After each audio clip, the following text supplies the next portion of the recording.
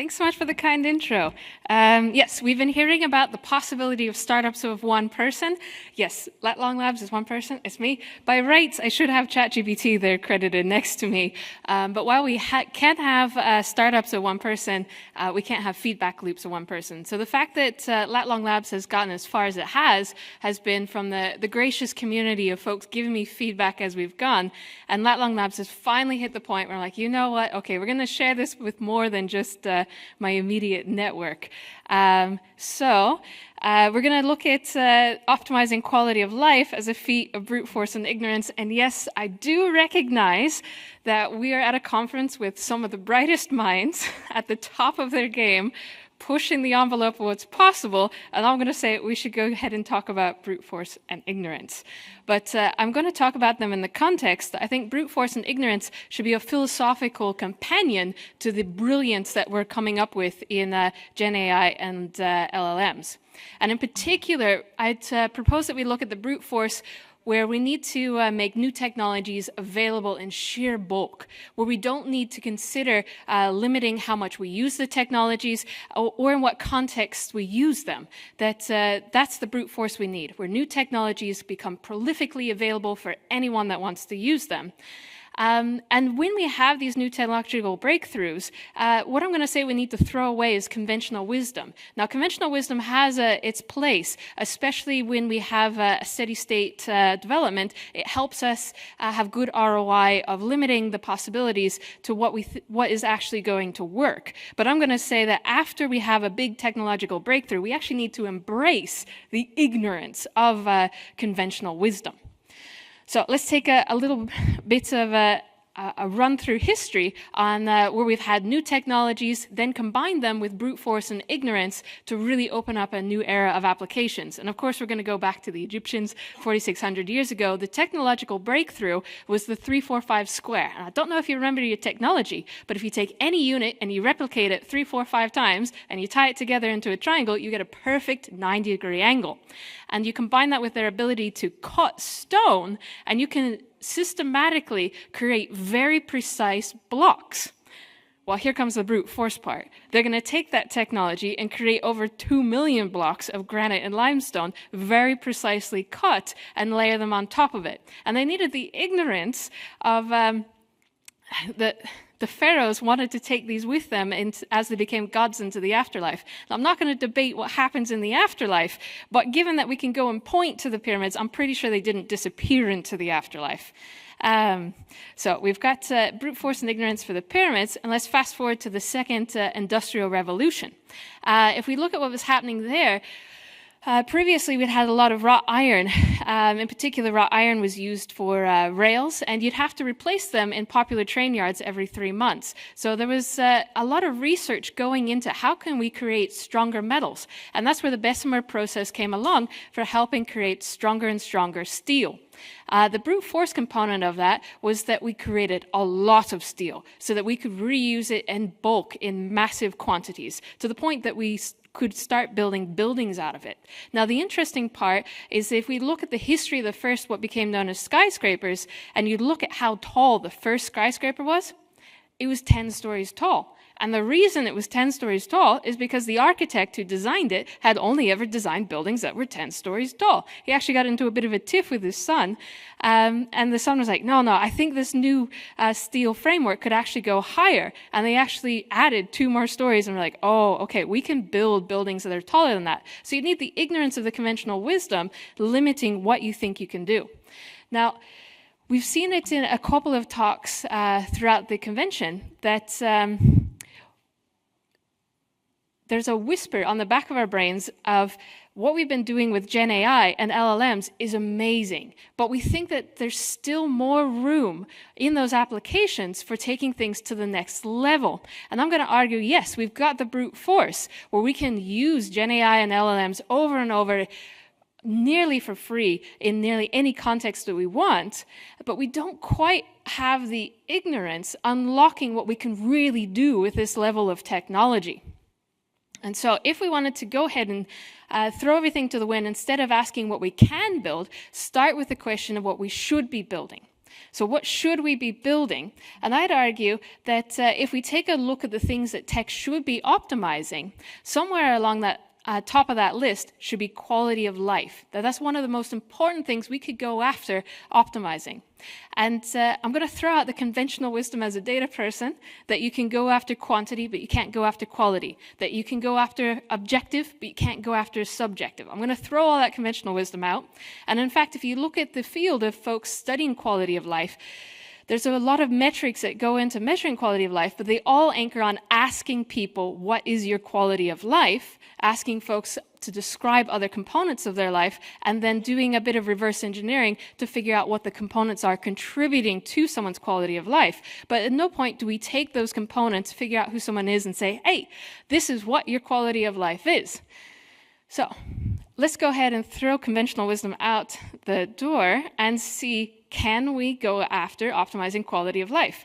Well, I love to have chats with ChatGPT and ask him. And ChatGPT was very happy to tell me what my quality of life was. I was like, oh, that's great. So you're telling me what I should optimize for quality of life. What's the equation for my quality of life? And sure enough, ChatGPT very confidently kicked back, this is the equation for your quality of life. And I was like, oh, that's interesting. And I love the little epsilon at the end of the equation. You're always curious where these artifacts come through. And I wonder if that's Einstein's folly just being tacked on to the end of quality of life.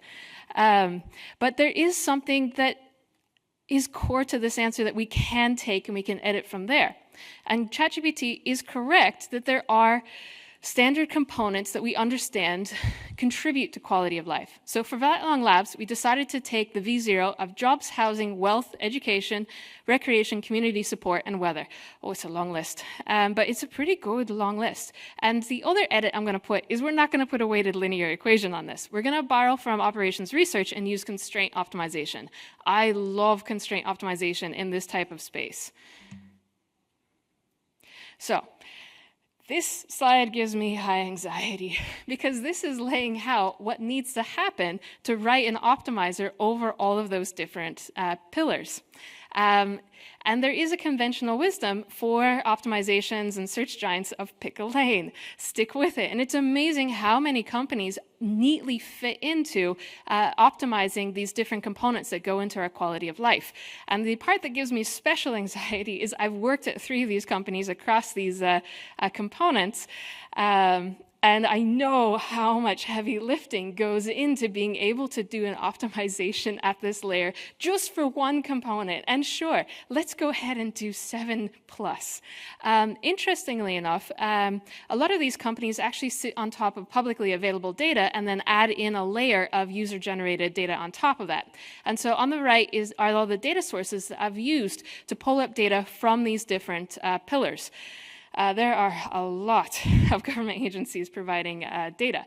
Now, this is the strategy component, and I want to call out a little story that I've very much enjoyed about data strategy evolving over the years.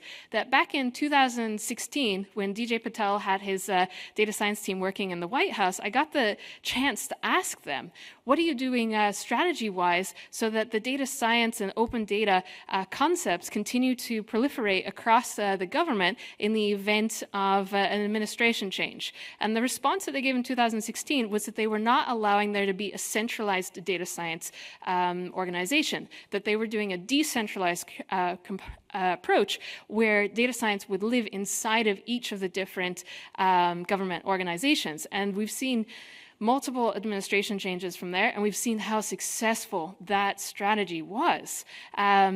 There's only one government agency on here where I'd love to give them my peace of mind on how they're handling their data, but by and large, many of those organizations have done amazing work on making data available. Okay, so how do we tie it together? Depending on your background, this is going to look like deep learning, or this is going to look like multi-grid methods for PDEs. So we have data at the country level, state, county, region, zip code, block, and for weather data, it gets very precise very quickly. So we have data across a variety of different resolutions, and we need to bring them all together to work together. So you need to combine that with, if you're from the deep learning, you can think of these as activation functions, where taxes is binary, are you in this region or not? Airports are you want to be close, but not under the planes.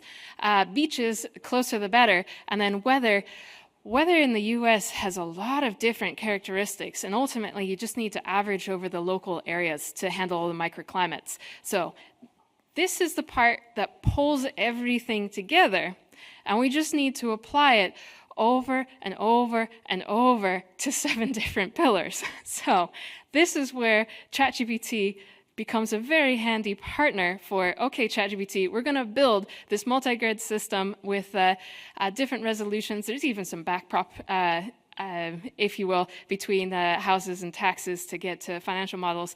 We're going to pull it all into one system.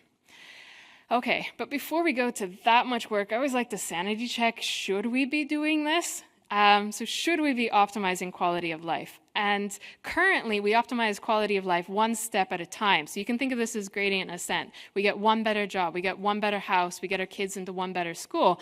And that is going to result in local optima. Unfortunately, I can't quite measure how much is the missed upside. It is unfortunately easy to measure when we make mistakes. And these are the mistakes where we had alternatives. We could have done better, but because we missed something on optimizing quality of life, folks are ending up in a Debbie Downer situation. So I'm just going to call out one of them. That's homeowners, a third are surprised by taxes. That throws their budget out of the window. And then 1 in 4 homeowners become house poor. Finances are a very big stress, to the point that in the US, 38% of adults face difficulty paying for basic expenses. Okay. So we have where we want to go. We've got the brute force of I can ask ChatGPT any time of the day, generate as much code as I need, and we're going to use the ignorance of, we're going to break away from quantity and objective, and we're going to go after quality and subjective. Okay, and we're going to use constraint optimization. So let's go after the constraints to start: jobs, housing, and wealth. I was kind of surprised when I loaded up all the jobs data that hasn't been done before. We keep on having folks search for one job at a time. We don't let them put in, I've got a partner, let's help solve the two-body problem.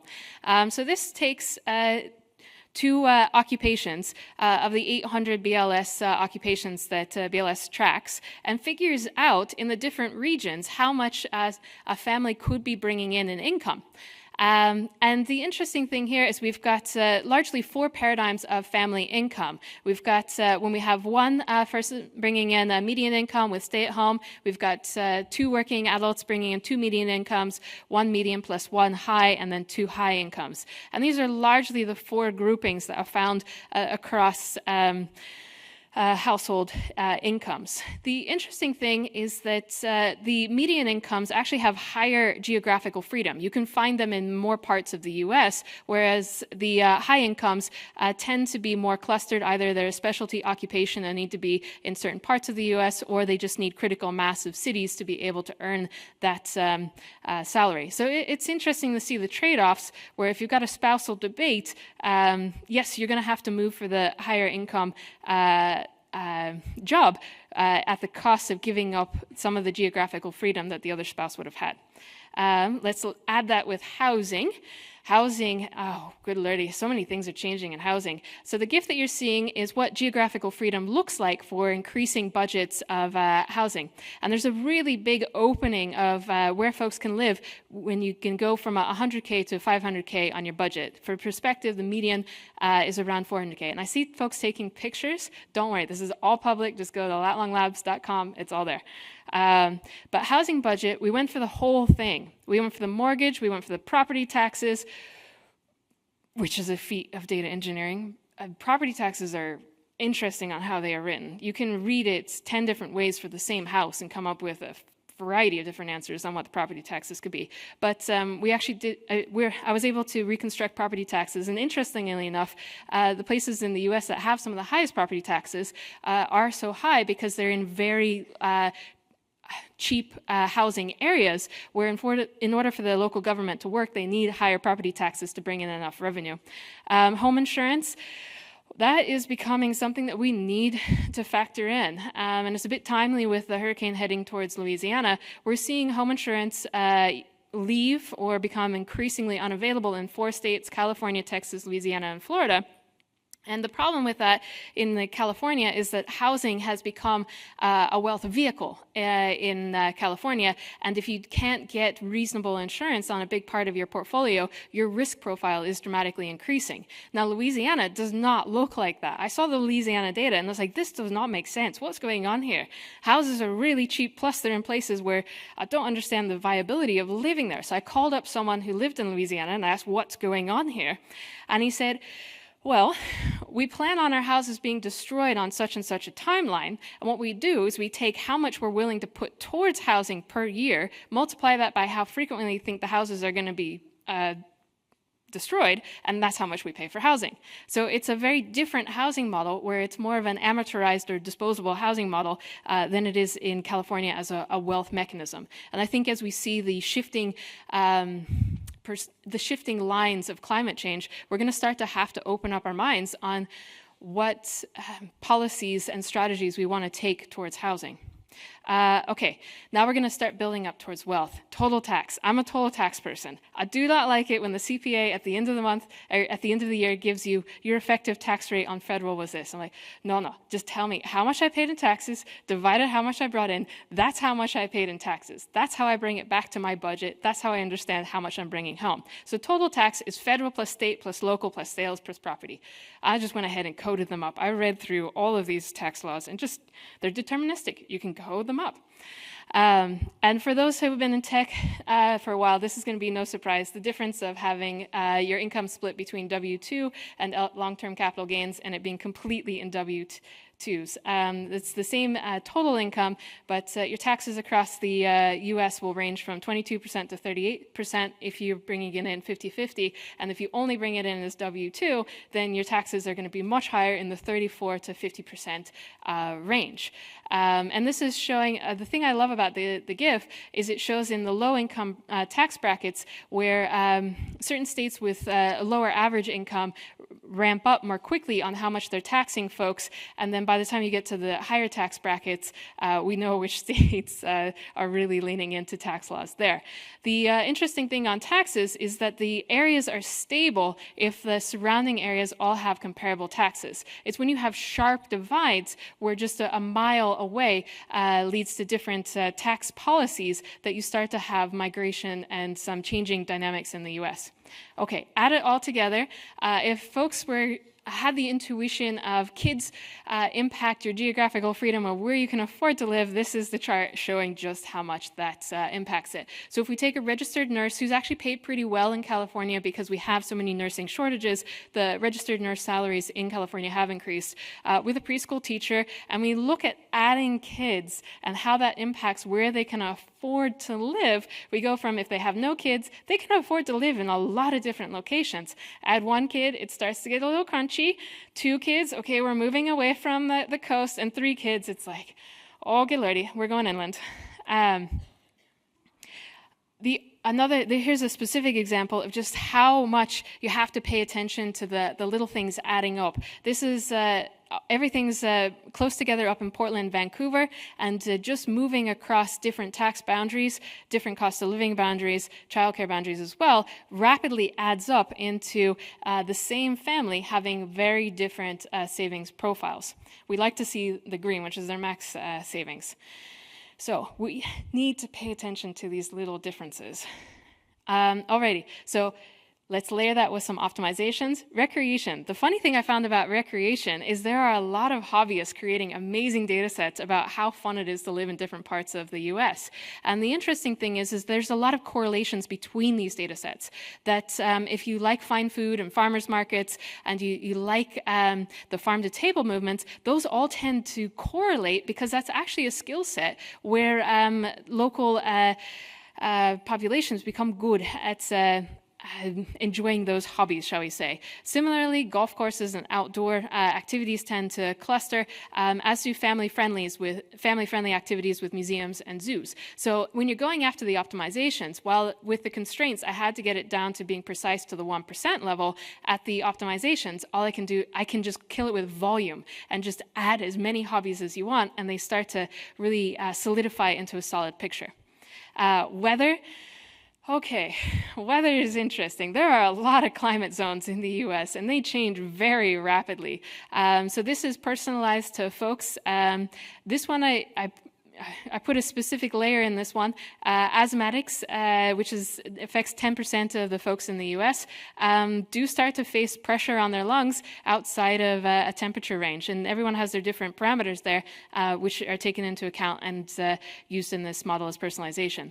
The interesting thing I'm going to show here is that as we take the constraints and just adding one layer of, for fun, weather, and we look at what we need to optimize there, is that we find that for different families, they have very different spaces on what to optimize over. Some families have convex spaces, which are very easy to optimize, and some folks have non-convex spaces to optimize. And so the interesting part there is how many different characteristics of spaces you need to be able to do the constraint optimization over.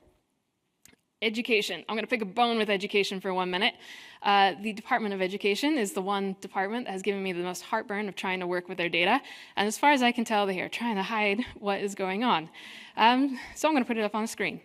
If you look at the math and reading proficiency levels, they've dramatically dropped since the pandemic to the level of what's happened to a level that wasn't last seen since the 1970s. So take all of the investment that we've been doing in education, No Child Left Behind, smaller class sizes, etc., and we've completely undone that in the last 5 years. On top of that, school district boundaries are something else. Kudos to greatschools.org for figuring them out, but that is not an easy thing to figure out, many of which only exist in PDFs, and you have to email folks and ask, where is my school? So I'd encourage, as we think about education going forward, that we become a bit more outcome-based in what we think about. And colleges are incentivized to provide good data. To give an idea of the difference of outcomes that we can expect, I took a look at 12th graders for 2022, and I looked at where they ended up. Did they go to a top 25 engineering school, or did they become houseless? And if we look at Oregon, for Oregon, 0.5% of 18-year-olds from 2022 went to a top 25 engineering school, and nearly 6% became houseless. In California, we have very different numbers. 3.6% of 18-year-olds managed to go on to a top 25 engineering college, and only, well, I wish it was lower, but it is lower than 6%. 4% of 18-year-olds went on to be houseless. So we do need to look at some of the outcomes. I'm going to put one last thing on for education and just call out that if we want to improve data in education, we need to attach it to funding. Safety data is attached to funding, and colleges need to report it, even though it's one of the toughest data sets to look at. And on the left, I'm going to put in just a small snippet of a conversation with ChatGPT. As I was building this, occasionally I was like, oh, I'm making myself work too hard. I really don't want it to be this hard. So I would just go over to ChatGPT and be like, ChatGPT, tell me where I should live. Tell me what the answer is. And this is one conversation where I asked, what's the safest Ivy League school? Dartmouth. Okay. What's the safest Ivy League school? Cornell. What's the safest Ivy League school? Princeton. What's the safest? Okay, we're just going through the entire list. And this is a space in which non-determinism of ChatGPT is not a feature. Additionally, this is something that needs to be backed up with data. We need to be able to act on this and follow through. So if anyone's embroiled in the UC Berkeley safety thing, I've got some data for you. But if you actually calculate it out, congratulations, University of Pennsylvania, you're the safest Ivy League school. Conclusions. All of this is live. LatLongLabs.com. The only reason it's gotten to any where near as polished as it is the support of the community and folks writing in and helping me out. So reach out, it's there. Customize it, figure out what families you're interested in, how it changes things. Take a look at the financial modeling, take a look at finding your next spot that's got great food and you can still afford it with your kids. Take it for a spin. Another way in which I hope it gets used is empathy for your neighbors. We've heard about how we've got a lot of cost pressures, and this shows very precisely. Let's take that registered nurse and preschool teacher with kids. Under the old mortgage rates, they stood a chance in California. But as the mortgage rates have increased, it's narrowed their geographical freedom of where they can live. And unfortunately, these families are the ones that are going to face a lot of pressures to move at some point. And when they do, they are not going to be able to afford to be your neighbors much longer. So that's something that we need to build empathy around. And I'm not going to stop there. If we watched the debate last night, I like to measure these things. If we can measure them, we can simulate them. So let's take a look at that child tax credit. And if we apply it and we look at how much that impacts the geographical freedom of a construction worker and preschool teacher with 3 kids, 6 and older, for those that are following the details there. Currently, that family can only afford to live in 8% of the zip codes in the US and nearly none in California. Let's face it, they don't live in California. And if they do, it's under a very different financial model. But if we do put in that child tax care credit, that does open up their financial, that does open up their geographical freedom to 20% of the zip codes in the US, largely in the Midwest and the South. But it still doesn't open up that West Coast. We get a little bit of rural Washington, but we don't get much along that West Coast. And that's something that I've seen in these simulations, that if it's a fixed amount, it can help the Midwest and the South, but it has to be percentage-based if it's going to help the West Coast. So thank you. Thank you to our speaker. I don't think we don't have any more time, but we do have this woman, we have a break. The next speaker is at 4 o'clock. I have one quick question. Did you change anything in your personal life? Oh, that's a leading question. I have been using this for folks in my local network. They have multiple folks have bought houses with this data, and I am personally in escrow to sell my house right now. And Can you tell us where you're moving? Oh, don't worry. I've got it mapped out. If you take a family like mine and you zoom in on the Bay Area, you'll see that there's this nice little corridor for things that I care about. I care about education for my kids. I care about going to the beach on the weekends.